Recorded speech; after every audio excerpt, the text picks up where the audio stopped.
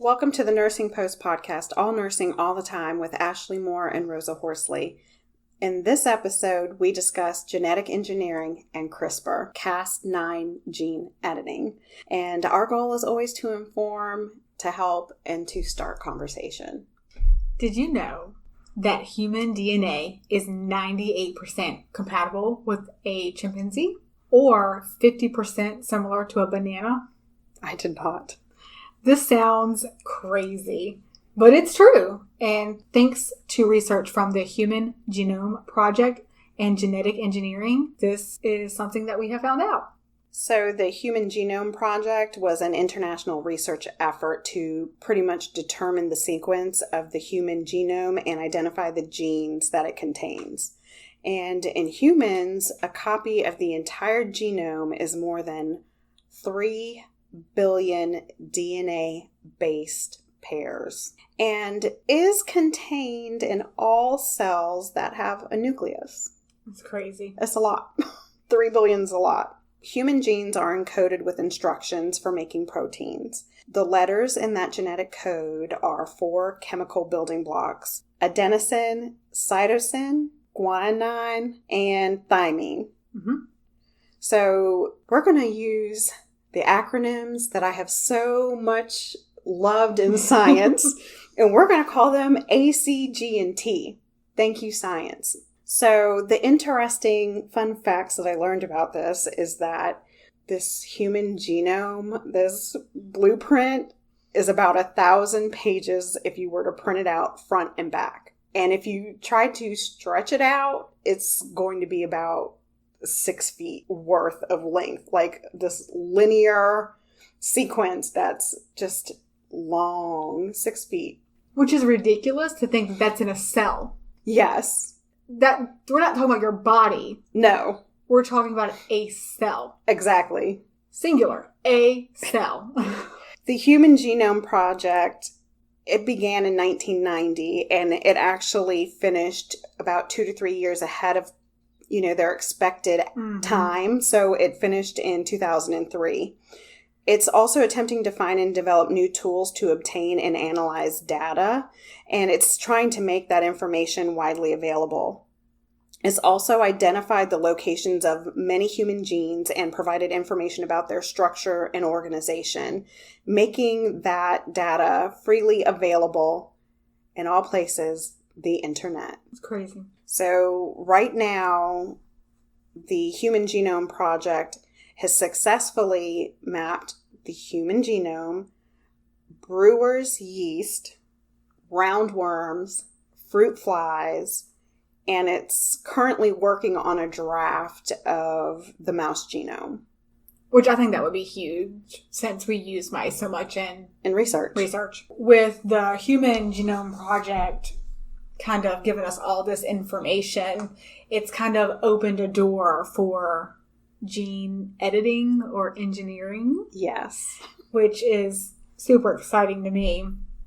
And there is a system called the CRISPR Cas9, and it has generated a lot of excitement around the scientific community.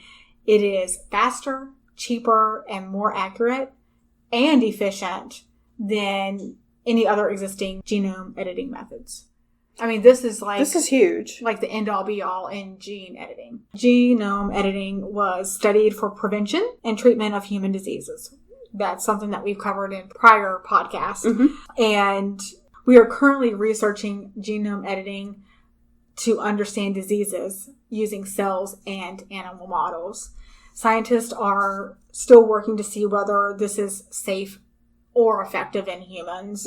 Research on a wide variety of single gene disorders like cystic fibrosis, hemophilia, sickle cell are currently being looked at, because this is with what we would consider a minor alteration it would fix these diseases. Yeah, they're hoping to cure and or eradicate. Right. They are also looking ahead at even more complex disease processes, such as different cancers, heart diseases, mental illnesses, and things like HIV. the CRISPR Cas9 gene editing done in humans only affects the targeted tissue, and the changes are not heritable. And so that's on a live person. Mm-hmm.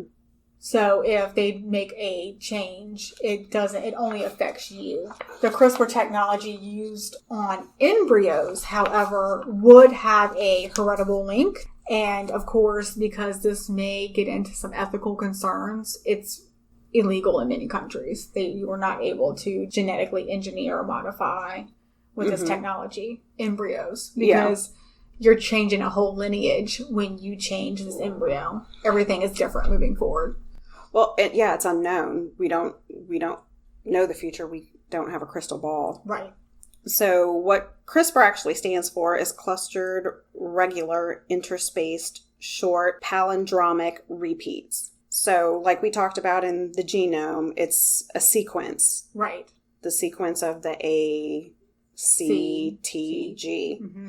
And so what CRISPR actually does, it kind of scans through that genome. And what it's doing is it's looking for that abnormality. It's going to cut it out. Literally, it's going to cut that abnormality out and then literally like replace it with a successful or non-abnormal sequence. Right.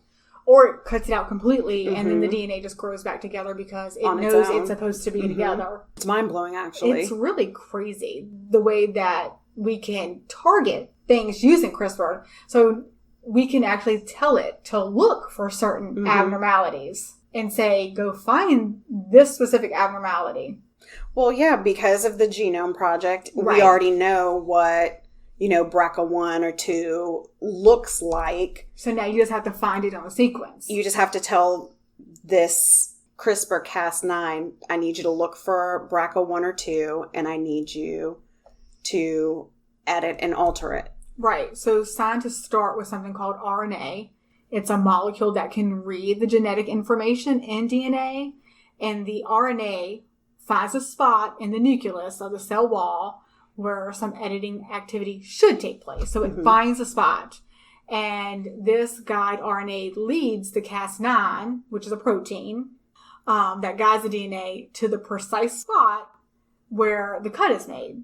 And that's when the Cas9 locks onto the DNA, that double-stranded helix, and it does its job. It unzips it and changes and alters it however it was programmed to do. In the future, biologists may be able to create entirely new organisms that exist solely to produce useful products for us. I mean, this is huge. We may even be able to edit the genome of our offspring, and not only to guarantee our children are free from genetic disorders, but to ensure they have the characteristics that we want. So this kind of leads back to, what Ashley and I talked about in our previous episode of Designer Babies. Right. And this is not just with people's DNA. Plants have DNA. I mean, these are living organisms. So you're talking about plants, foods. It's already being done. This is already with our being done. food. If you think it's not, it is. And we do have an episode on GMOs. That's going to be really interesting. It is going to be interesting because I don't think a lot of people already know. Because that's what that we're eating GMO, it. genetically modified. So, hello? We're already eating CRISPR foods. Absolutely. We're doing this in foods. Someone came up with the idea to do this to babies. And that has opened up a floodgate in the scientific world, ethics questions, moral questions. A Chinese biophysicist, He Wanku, I apologize if I mispronounced that. He infamously used CRISPR to change the DNA of 2 human embryos that would later become twin girls in 2019. This is taboo because we're not supposed to be doing this on humans. No. A major concern that's kind of been brought to the forefront is his attempts to cripple the CCR5 gene that we talked about in our last episode that kind of, I don't want to say corrects, but alters, that HIV gene from turning on and replicating. He went in and he edited and made changes elsewhere in the twins' genomes. Mm-hmm. By doing that, it could cause harm by producing an altered protein with unpredicted results. Right. We're messing with something that we don't know what's going to happen. It's never been done in humans before. And this error-prone cell repair mechanism, which CRISPR depends on to finish knocking out genes, and then it deleted 15 base pairs in one of the twins' copies of the gene, but it didn't do that in the other twin. With one normal CCR5 gene, that twin is expected to have no protection from HIV.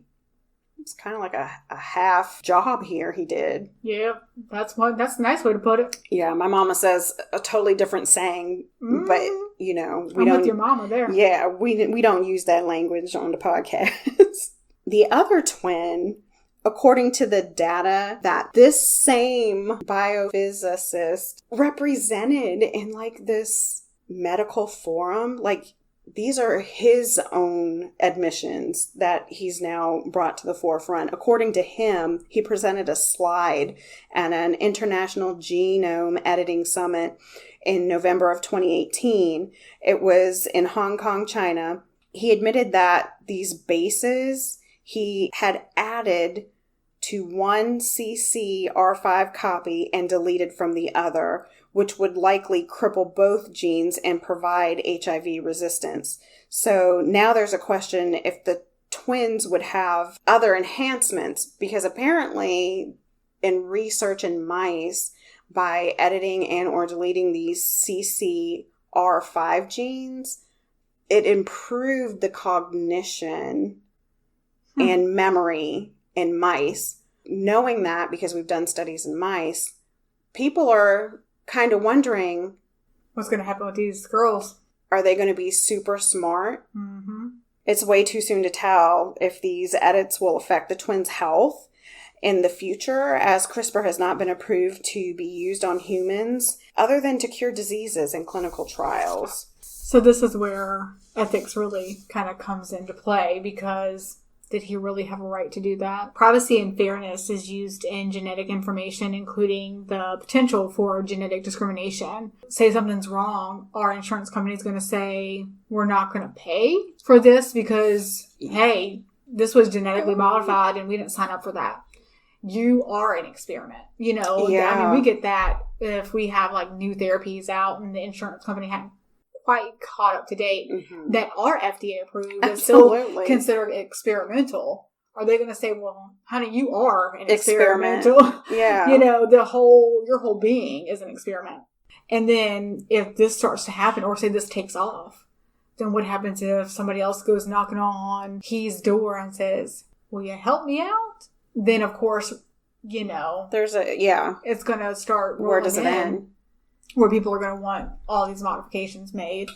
And then, of course, that becomes a whole other issue in our healthcare system with expense and then making our gap in healthcare even wider, because, of course, it's only going to be the ones that can afford to do it that will be able to knock on his door and say, hey, can you do it? Yeah. I doubt he's going to be doing it for pro bono. Yeah, it's not free, for sure. No. And the integration of new genetic technologies, like genetic testing, into the clinical practice of medicine, are they going to be able to follow the same protocols as somebody who's not been genetically modified? We don't know.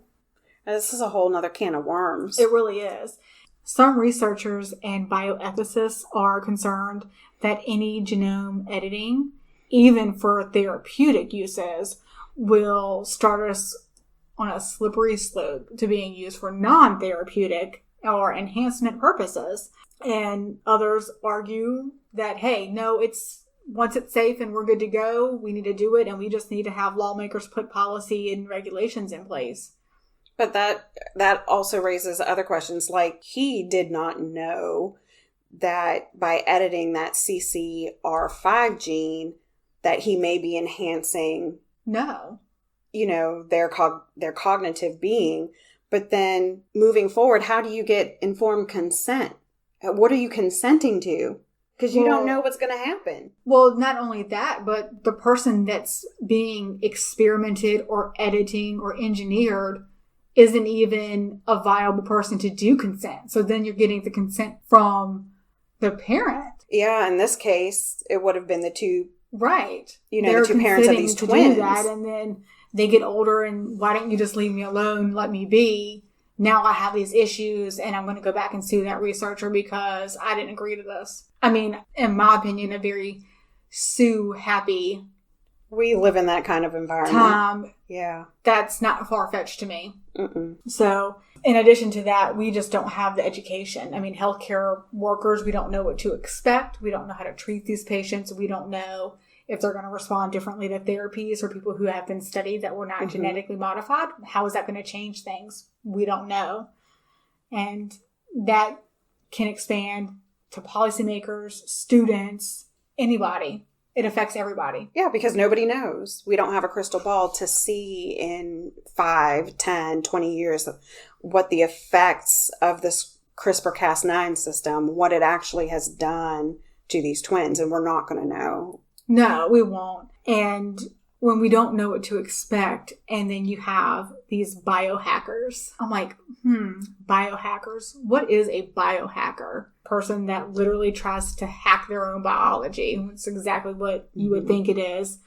And that's where this ethical dilemma continues, because these are people who will actually try to edit themselves in the name of science, of course. Yes, in the name of science. Even though I probably thought there were scientists in labs, these people are actually, their labs are their basement, their garages, their kitchen sinks. Absolutely. And we've already said that this CRISPR Cas9 is awesome and cheap. And there was a prominent biohacker, Josiah Zayner, yeah. He injected himself using the CRISPR Cas9 technology during a live stream in 2017 as an experiment to give himself larger muscle. He was the CEO of the Auden, which is a company that was selling do-it-yourself CRISPR Cas9 kits. That is just crazy. And Zayner had said at that time that every technology has, in the past had people suggest that it will lead to terrible things once everybody can use it, from the printing press to electricity and the computer. So the idea that people are going to use it's going to turn into a bad thing. He's like, yeah, we've said that about everything. It's okay. We're going to move forward. Funny, 1 year later, he had admitted that when he injected himself, it was a very provocative kind of statement.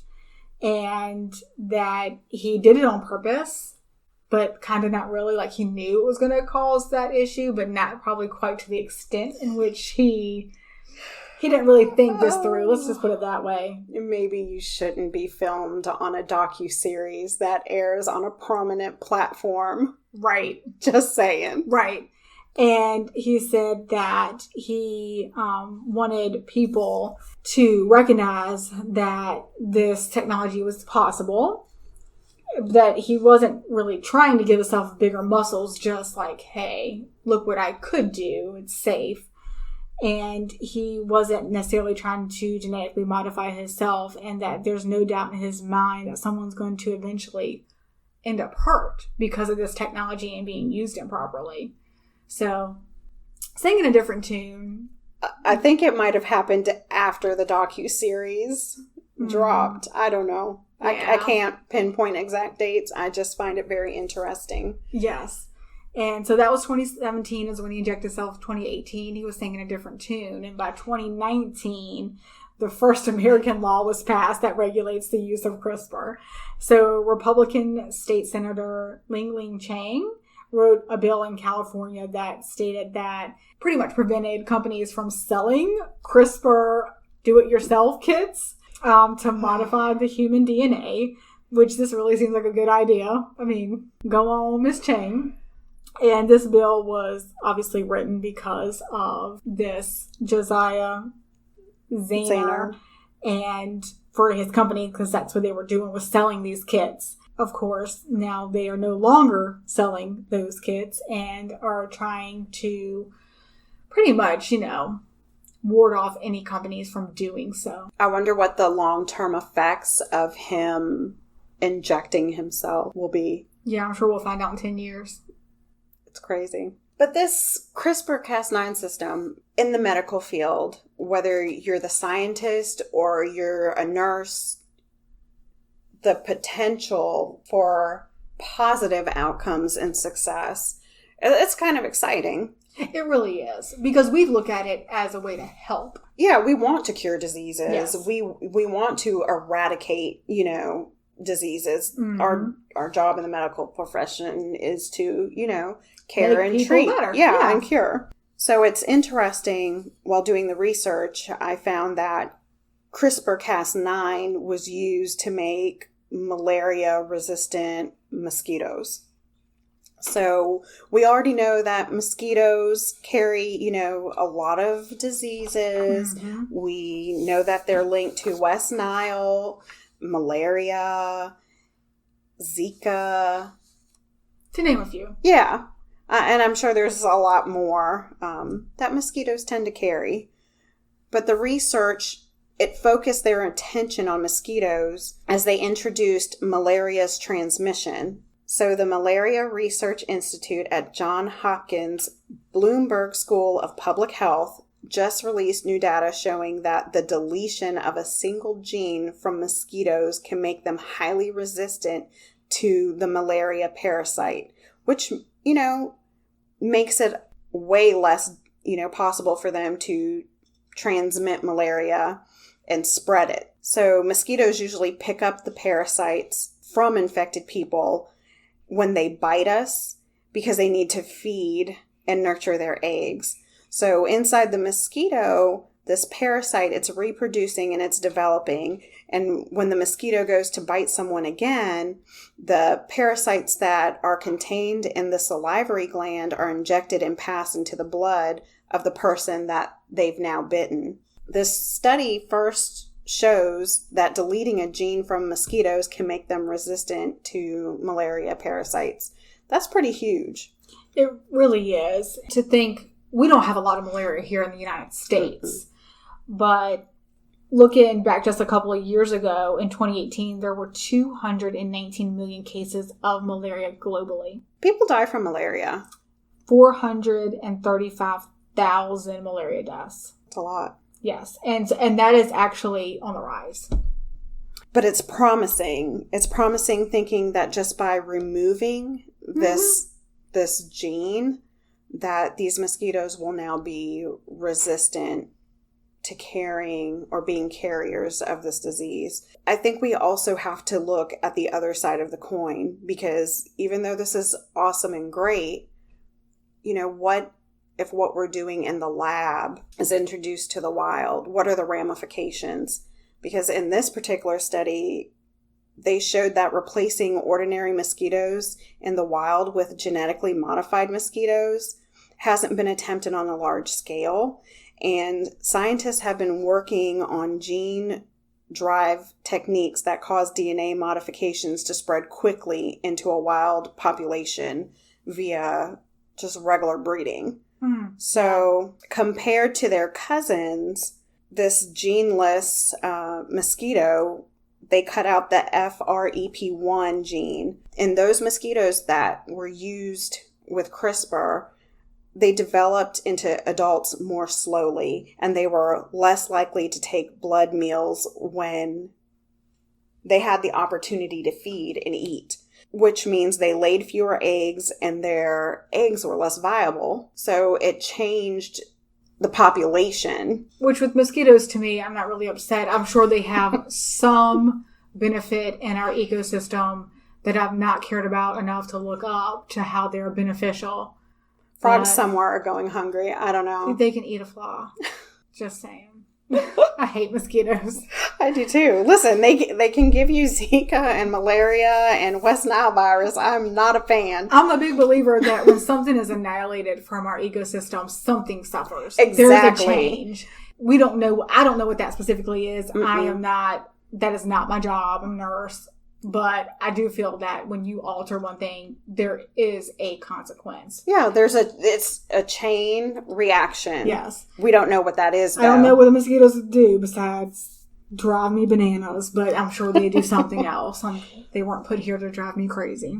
The consequences of altering Mother Nature, that's the biggest question mark, that we have here. Because yes, on one side of the coin, this is awesome. And so many lives can be saved. Mm-hmm. But to what extent are we willing to risk that? Right. My luck is they'll go and they'll do this, and then they'll breed like these superhuman mosquitoes that feast on humans. Oh my God. That would be my luck. I'll be able to go outside. Oh my God. That's like a horror movie somewhere, I'm sure. It's like one of those B-rated movies. We'll be coming back to this podcast and like, I told you. Ashley knew it was going to happen. What are the consequences, really? Because CRISPR isn't perfect. Mm-mm. Everything has errors. Everything can have mistakes. So when you alter embryonic DNA, those results can be passed down from one generation to the other. And if we don't know what's going to happen in 5, 10, 20 years, what's going to happen to the next generations of these CRISPR Cas9 edited babies? What happens to those twins' children? And we don't know. And we won't know, of course, for years, since it was just last year. Using CRISPR to control entire populations of disease-spreading animals, like mosquitoes that carry malaria or mice that transmit Lyme disease, researchers are exploring ways to alter the DNA in these and other fast-breeding species so that future generations can't spread disease. We just really don't know how that's going to make a long-term effect. Are we going to annihilate a population slowly by making these alterations? What happens when they're already released into the wild? You can't put Pandora back in the box. Nope. I mean, you really can't. You can't. And if you think about this is just an idea that I came up with. And we've already established I'm not super creative. And I'm not like a big out-of-the-box kind of thinker. So if I'm like, could you do this? This has already been thought of. It's not, I'm sure, an original idea. I'm sure you can find it somewhere. But if we say that we can alter genes and we can locate specific genes, make changes and alterations, could we create like a superhuman? Probably. So I did a little research. I love this part. I do too. I'm excited. So there is this gentleman, Tim Dreyer. He is from Johannesburg, South Africa. He carries a mutation that makes his bones far denser than the average human, allowing him to walk away from accidents that would normally put us in the hospital with broken bones. So, okay, that's one mutation. Not bad. I don't even think that one was on purpose. No, none of these are on purpose. These are all, none of these. Woo. None of these are all like natural mutations or genetic things. These are all natural. Mm-hmm. Second one, Scott Flansburgh in New York. He is considered a human calculator. So he can calculate numbers very quickly, and an MRI showed that he uses a different part of his brain when he makes these calculations, one that is used for movement rather than like a cortisol that the rest of us use. Mm-hmm. 2. So bones, super dense, human calculator. Third one, Steve Pete of Washington carries a genetic mutation. We know that this is a SC9A gene, and it causes him to have an insensitivity to pain. So this guy, this sounds great, but he's actually like chewed off part of his tongue and broken bones, and he didn't realize it because he doesn't feel pain. Another lady, Veronica Sider, and she is of Stuttgart, Germany. Sorry if I pronounced that wrong. she holds the record for having the best eyesight. So 20/20 is perfect. Yeah. You know, that's great vision. Hers is 20/2. Ugh. She can identify people from more than a mile away. Wow. That's crazy. Daniel Browning Smith from Mississippi is one of the most famous contortionists. He has a syndrome, Ehlers-Danlos syndrome, and that causes his connective tissues to become loose and stretchy. So he's a contortionist, so he can move and put himself in places that other people cannot. I mean, that we're not supposed to. In the world. Yeah. We're not supposed to be able to do We're not supposed to be able to do it. The sixth one, there's 7. The sixth one is a gene called ACTN3. And this is a gene that actually makes the NCOR1 protein reduced, which actually increases the way that your muscles react. Mm-hmm. So this makes people run faster. This gene is known to be actually more prominent in Jamaica because of the soil. So wow. That's kind of, if Jamaicans run faster, you don't feel bad. They have better soil. They're doing something They're doing something right. So Jamaica's Usain Bolt had a time of 9.58 seconds running the 100-meter sprint. So that is moving it. And then the last one is that something called a Preston protein encoded with the SLC26A5 gene is the key to ultrasonic hearing, similar to animal sonar. That's crazy. I mean, so this is 7 mutations, which to me, I'm like, that's not a lot. 7, I mean, we have hard bones, human calculator, we have insensitivity to pain, the best eyesight, world famous contortionist, somebody who can run super fast, and ultrasonic hearing. Yeah.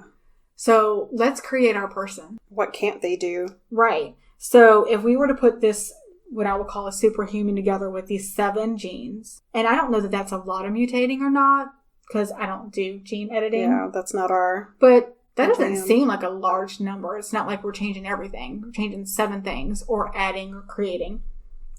You'd have a person with bones so hard they wouldn't break, with an insensitivity to pain, who could bend or stretch in most directions, and they would have optimal hearing, vision, and speed with a brain like a calculator. And the first thing that comes to mind is, what could a government do with that? Oh my gosh, that's like a whole nother can of worms. Girl, that's like a whole podcast. Yeah, that's a whole nother podcast. This is like the bionic man. Right. This is a person that's genetically modified with 7 different genes to make that. I mean, just the person that doesn't have pain with hard bones. So at that point... It's a superhero, actually. I think he's called Luke Cage. That's crazy. It is crazy. And then you just add all this other stuff on top. It's like, well, what can't you get away with? Well, that's the whole question. That's the whole question to this CRISPR-9. Is like, when does it stop? When, yes, we want to cure diseases. But somebody's going to make that. Exactly. It's only a matter of time. This is not like, oh man, she's so smart. Somebody else has thought of this. Somebody's probably doing it right now. Somebody's working on it. So I'm just like, that is amazing. And remember, CRISPR is affordably cheap, easy, and it's obtainable. Yeah. This information is out on the World Wide Web. If you and I can get to it, I mean, this is a Google search and a couple of hours of research, and we were able to throw together this. This is not, I mean, this could be somebody's life work. It Absolutely, is somebody's life work. Yeah. As always, we're going to link our references to our website, www.thenursingpostpodcast.com. We would love for you to join in the conversation and leave us some comments about this podcast episode. Please be sure to subscribe to our podcast, listen to us on your favorite platform, and you can always follow us on Facebook and Instagram. Thanks for listening to the Nursing Post Podcast.